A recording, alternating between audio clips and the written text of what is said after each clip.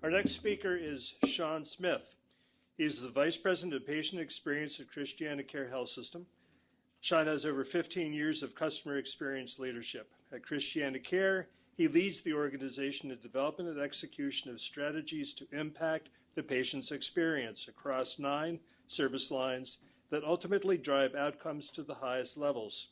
These strategies include enabling a culture of patient-family-centered care, deploying innovative tools and training solutions to create breakthroughs in behavior change, oversight of regulatory, experience surveying, and complaint management. And the last one, God bless you. Shawn. Thank you. You know, complaint management's always an interesting one. I call it the gift department because if you truly believe in the patient experience work and improving healthcare, any type of data, any type of feedback, you have to embrace as an organization. And I'm really thrilled to be part of Christiana Care because they just do that. We embrace feedback with love and excellence. And we take that and we push that into our performance improvement teams to really improve the care experience for the people we have to serve. So I don't have a lot of time with you this morning. I have briefly 15 minutes, and I have a lot of topics I want to cover, or I would want to cover during that time. And you heard a really good presentation about the disease, how you would treat it in transitions. I'm going to talk about how we approach the experience. We're going to define the experience globally for you, and then talk about how we would improve the experience of a patient with chronic kidney disease and show you some methods that were recently published of how to engage stakeholders in the development of those pathways to improve chronic kidney disease experience. When we start with experience, I always believe there has to be a common definition of what we're talking about. When we talk about chronic kidney disease, everyone in this room knows what that is. If I was talking about CLABSI or any other outcome, we would know what that is and we would know how to improve it. But the definition of experience is still new. This is the global definition. This is provided by the Barrel Institute. This has been downloaded and spoke about in just about every country in the globe. And the definition is pretty simple. The sum of all interactions shaped by an organization's culture, values, or behaviors, as I would also say, that influence the patient perceptions across the continuum of care. It's pretty big, isn't it? It's not a singular focus. It's everything in an organization. It's how we speak. It's how our organization, the posture of that organization, reacts to the patient. This definition, if I could give it any criticism, and if Dr. Wolf was here from the Barrel Institute, he'd probably be shaking his head. It's really about in families as well. And this definition covers all aspects of patients, families, consumers, and people, and extraordinary people, employees, clinicians in the experience of care. This definition's really helped our organization define how we measure patient experience. Because you can imagine with all of these interactions, how do you break that down? How do you start improving it and chopping away at performance improvement when you have such a broad definition to work with? So we look at data across the continuum of care. We just do that. We actually follow the definition, the sum of all the experiences. We actually are one of the only organizations in the country that report up to the board over 400 indicators around patient experience. I'm going to lift the hood of the car up and show you how that looks. I'm not going to dive too far into the weeds of that conversation, but just to give you a good 80,000-foot view of our performance improvement model with experience and how we approach it. For folks at Christiana Care, you've probably seen this slide. We have a governing body, and we call it the Exceptional Experience Oversight Committee, that really drives the strategy and thinking around what's important to our patients and consumers and our extraordinary people. What does our community need, and what are they saying about our care that we need to improve? We are then divided by our service line model here, which each service line in our organization has a senior leadership division. They have teams embedded in the service line focused on improving the patient's experience for their specific population. And I really want to just stop there because that's really important and it really distinguishes us different from other organizations. We are organized by population to improve the health and the experience of others. What we do is we have data that goes through each of these areas, and we measure that. Each of these areas have metrics that were designed by our patients and family members. Some, I will say, are mandated by our friends in DC from CMS, but the majority of them and how we calculate it and what we used were based off of our patient family advisors. Each one of these service lines has up to 3 main data elements from an inpatient experience, from an outpatient experience, and from an experience at a neurologist or a practice. So we have 3 different areas that we look at. Our teams, and in my office, and I have a world-class team that really focuses on standardization, and we look at how do we execute on behaviors and live up to the promise of our organization consistently with every patient, going back to that definition. And then we look at engagement best practices based on that population. At Christiana Care, we talk about integrated practice teams. This is really our performance improvement model. This is our multidisciplinary teams focused on a specific condition, a specific outcome. They could be singular around neuroscience or acute medicine, or it could be a larger integrated practice team focusing on all of the service lines or just 2. It really fluctuates pretty much based on the concept. One of the new interesting items around our model in primary care, heart and vascular cancer, is transparency. So our data now, not only are we using our data internally, we're publishing data and comments from patients on our public website.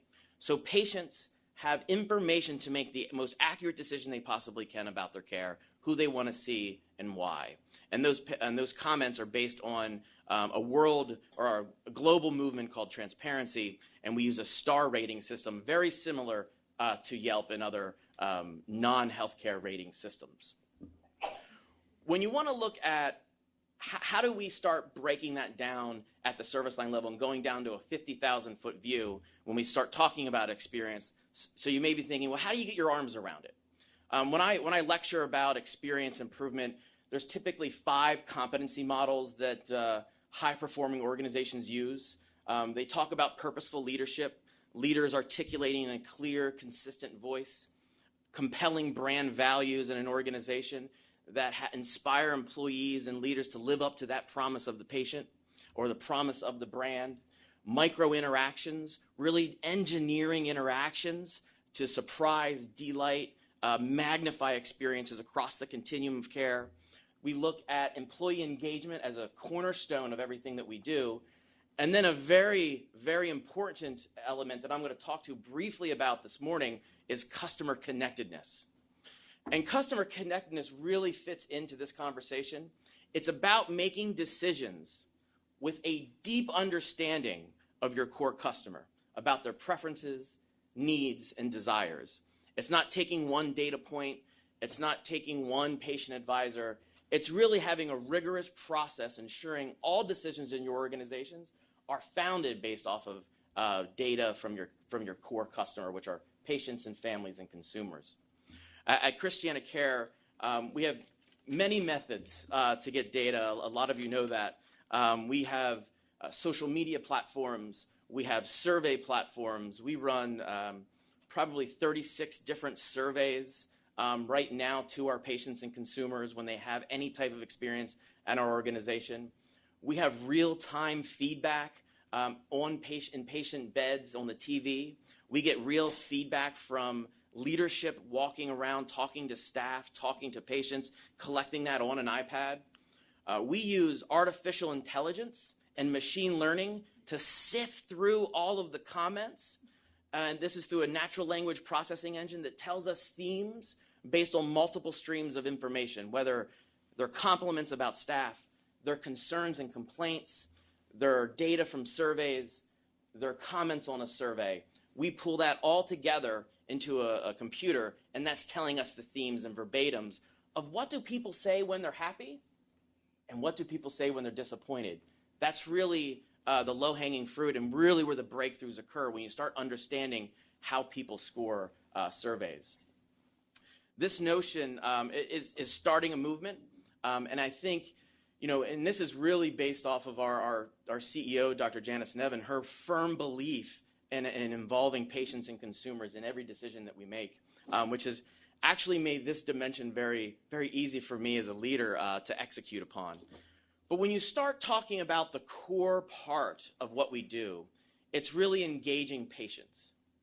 And we have a very robust model for patient-family advisors. At Christiana Care, we're well over 200 patient-family advisors and multiple councils that meet on a regular basis, providing operational feedback, policy feedback, governance feedback, and then feedback on anything you can imagine, including designing a patient gown, or actually involved in deciding our values and behaviors for our organization and how our employees should be showing up in front of our patients. So I'm going to take a few moments to dive into an article I published in June, and it was enlisting patient and family advisors in design of clinical pathways, just to show you our model for patient-family advisors. I look at it in 4 dimensions, and we're organized around these 4 dimensions. The first one is really our system-wide and campus advisory councils. So our main bricks and mortar buildings, our sites have core councils, and we meet with those councils on a monthly basis to talk about system-wide opportunities. A great example is our parking garage. How many of you parked in our new parking garage? Okay, a couple of you. Well, you probably saw the parking garage where it's at. Come on. I can tell you, we decided we weren't necessarily going to put the parking garage in front of the building. We had plans to put it in other areas of the campus based on cost, based on ease of construction and feasibility. We went to our patients and they said, it's got to be in the front of your building. That's the entrance. And we actually thought, well, it's going to look weird in front of the building too. But we are a customer-centric organization, and we listen to our patients' family advisors. And that wasn't an easy task, because if you remember where that garage sits is all of our accessible parking. So we had to, for about 14, 15 months, we had to figure out what are we doing with all those, with all the folks coming in that need accessible parking. How are we going to move traffic? But what we did is we stayed true to our culture, and we engaged them in the entire process. That's some of the work that our system-wide councils help us make decisions on. Our service line and specific advisory councils, this really goes back to that model of the different service lines we have. Our cancer services service line, they have their own patient-family advisory council that focuses on this distinct population in the cancer service line. And we have that in just about every service line in our organization. We then, since we have a really robust number of patient-family advisors, we do focus groups.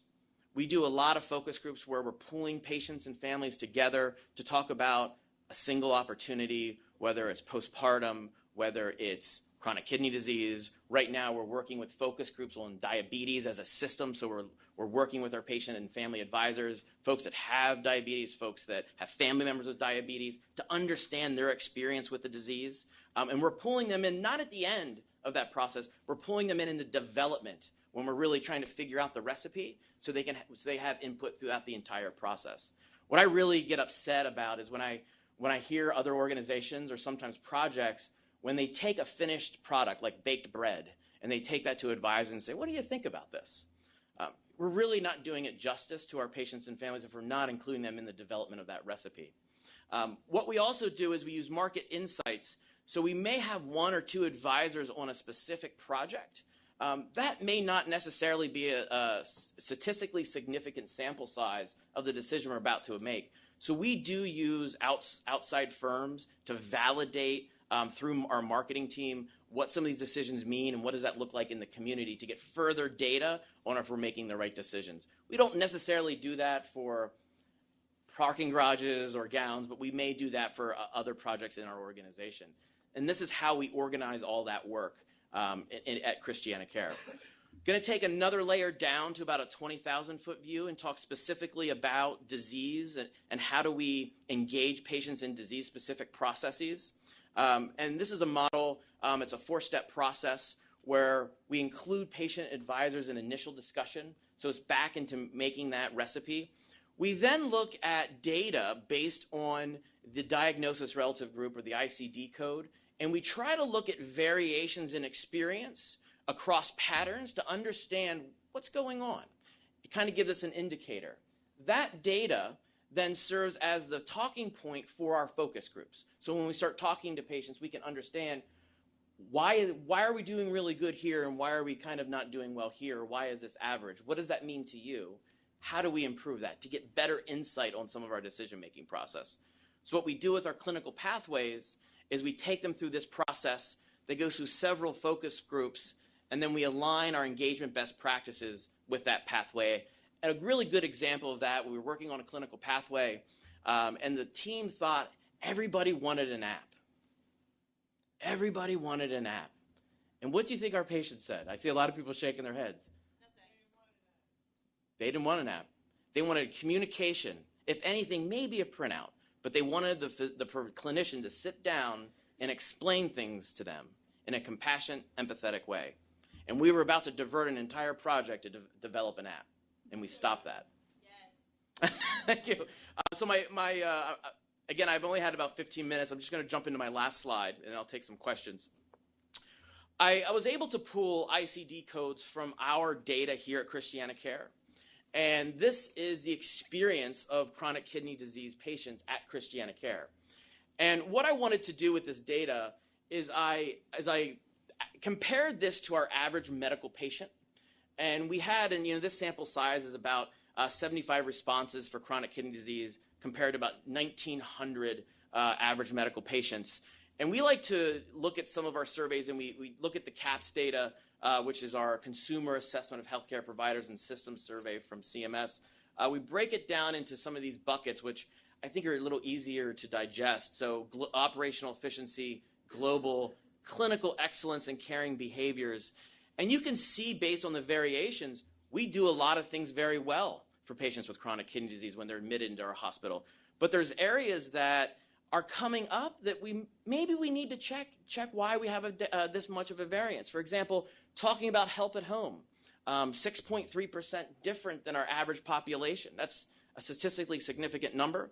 Bathroom cleanliness and just overall room is a negative 12.4 to the average, which is right in the middle. And then describing medication side effects is down by negative 1.8. But on the plus side of that, there's a lot of great wins. Looking for symptoms when you go home was up over 11.8%. And then the physician and nursing communication was perceived almost 10% better than our average patients. So we're doing things well, but the challenge is learning why and asking why and learning from our core customer, which is our patients and families. And that's our recipe for success at Christiana Care.